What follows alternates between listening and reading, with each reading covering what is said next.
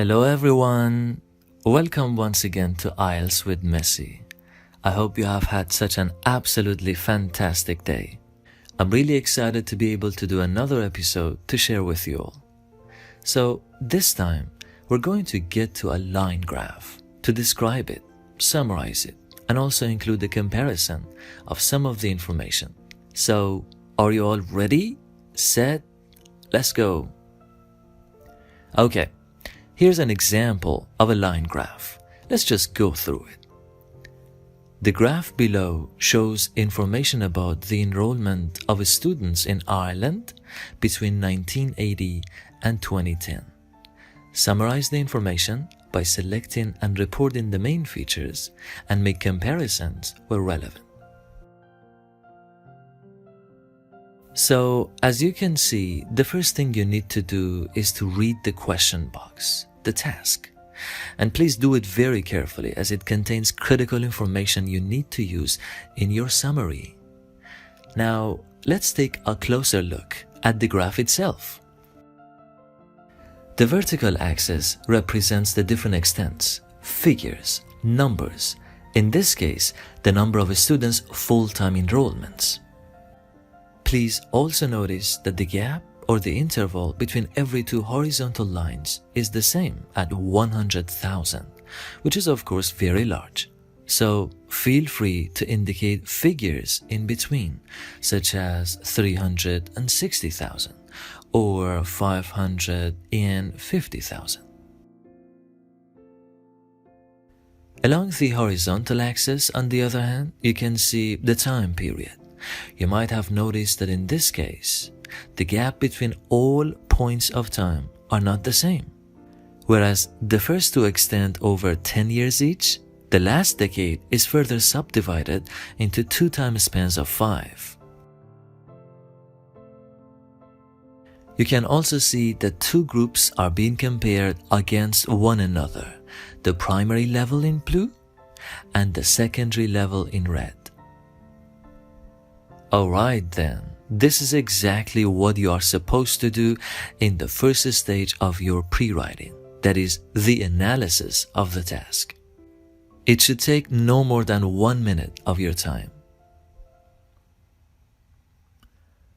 Now, we need to see how we can structure our summary, but before that, please do remember to subscribe to this YouTube channel and turn on the notification so that you don't miss out on any of the upcoming episodes.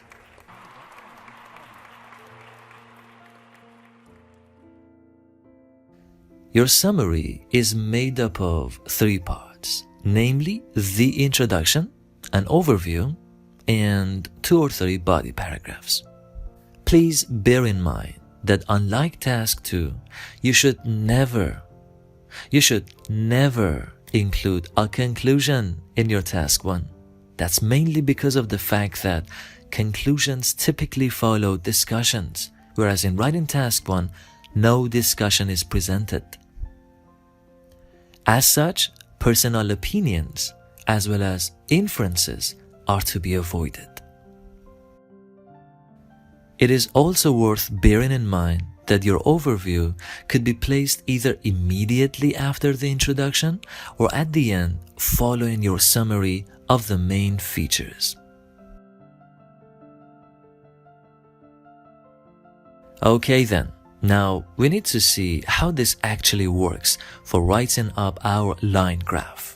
In order to provide your readers with a well-structured introductory sentence, you need to paraphrase the information in the task. So, using the keywords we have previously identified, we can now write a sentence or two for our introduction. So, what do we need to include? Well, the name of the illustration, what it shows, and of course, the period of time. Alright, here's an example. The line graph illustrates changes in Irish school enrollment figures in terms of a student's level of education over a 3-decade period from the 1980s onward. So, as you can see, I started with the name of the illustration. In this case, the line graph. So no change in this part. However, the verb phrase could almost always be replaced with a synonym. That's why, instead of shows information about, I wrote illustrates. There are of course other alternatives such as depicts and compares. Following that, I explained in simple terms what the graph shows. Changes in Irish school enrollment figures in terms of a student's level of education. As you can see, I used additional information from the graph to provide a more elaborate introductory sentence. It's always a good idea to pay full attention to both the stem of the task and the graph itself to improve your introduction. What is more, I paraphrased the name of the country Ireland and used the corresponding nationality Irish instead. Okay, last but not least, I made sure to include the time period using my own words. So instead of between 1980 and 2010, I wrote over a 3-decade period. Please also notice that I further elaborated on this to clarify the specific period from the 1980s onward. Now it seems better because our introduction gives the name of the illustration, states what it shows, and mentions the time period. So that's all about our introduction. If you feel you need more practice on this, please make sure to watch my special episode on how to write a well-structured introductory sentence. Now let's get to the second paragraph. In a well-organized summary, your introduction is followed by an overview, although it could also be placed at the end of the summary. An overview consists of the key points. In it, you need to provide an overall picture of the graph. In our case, the trends. Please always avoid referring to any specific detail in your overview, as it only serves as a general snapshot of the illustration. This also means that numbers and percentages are to be kept for body paragraphs. So let's take another look at our line graph. While trying to come up with an appropriate overview, ask yourself, was there an upward or a downward trend? That is to say, did the numbers rise or fall from 1980 to 2010? Was the trend strong or gradual? Can you identify any fluctuation? Did the numbers experience a steady growth or fall?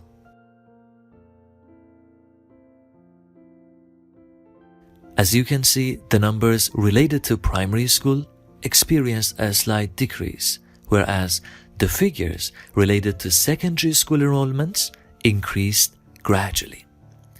So that's our two key features, which would in turn shape the way we organize our body paragraphs. Now, let's see how we can put our key points into an overview.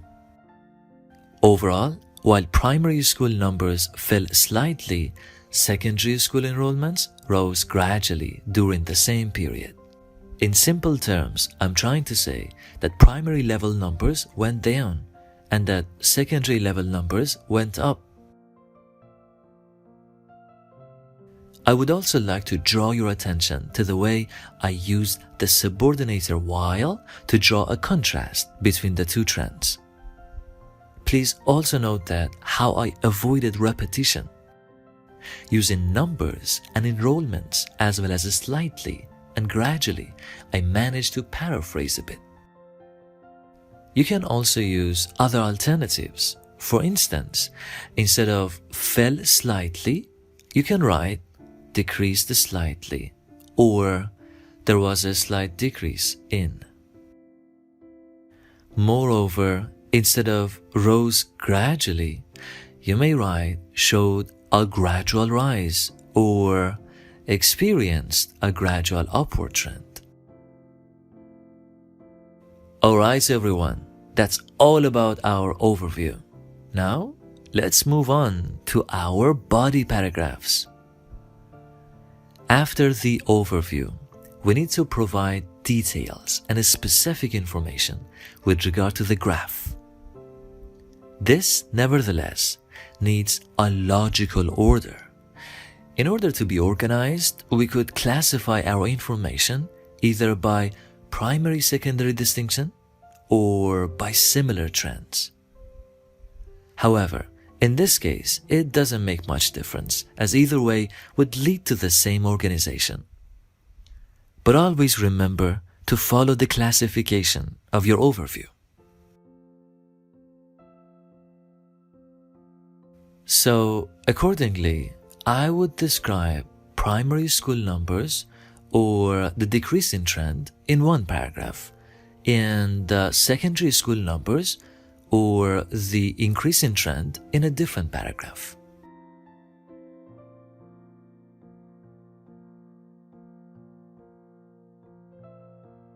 Okay, here's my first body paragraph with this specific information.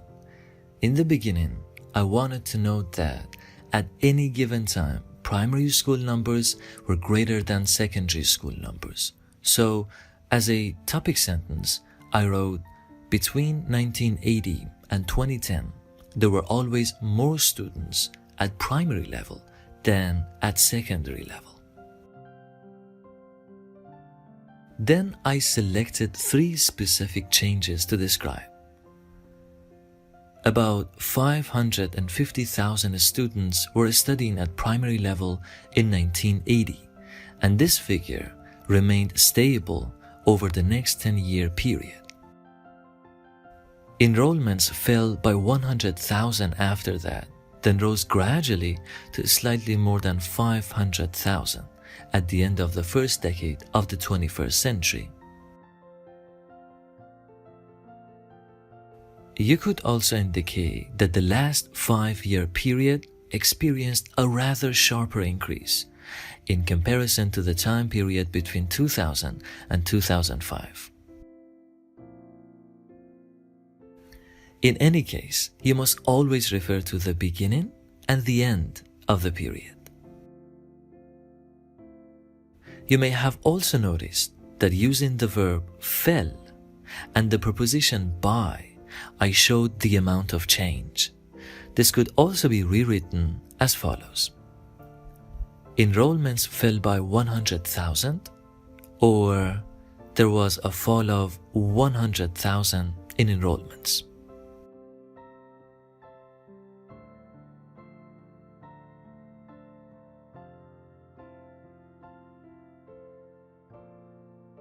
Alright then, let's move on to the second body paragraph.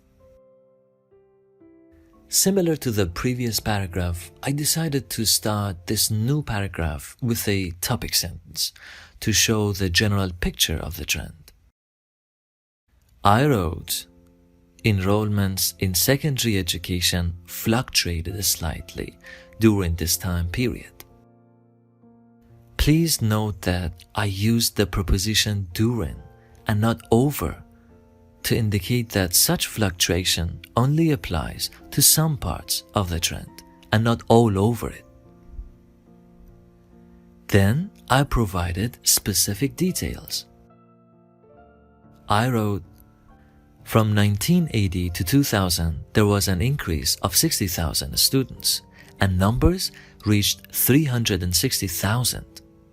The next 5 years showed a slight decrease in numbers, and from 2005 to 2010, numbers remained stable at about 350,000. As you can see, I described the trend at the beginning, at the end, and some important points. Please don't forget that you need to provide supporting details in your body paragraphs. For instance, when I write, there was an increase, I also write the amount of increase. So, always refer to the extents of change. Finally, please note that I only made use of past tenses, in particular past simple, as both the beginning and the end of the period were set in the past.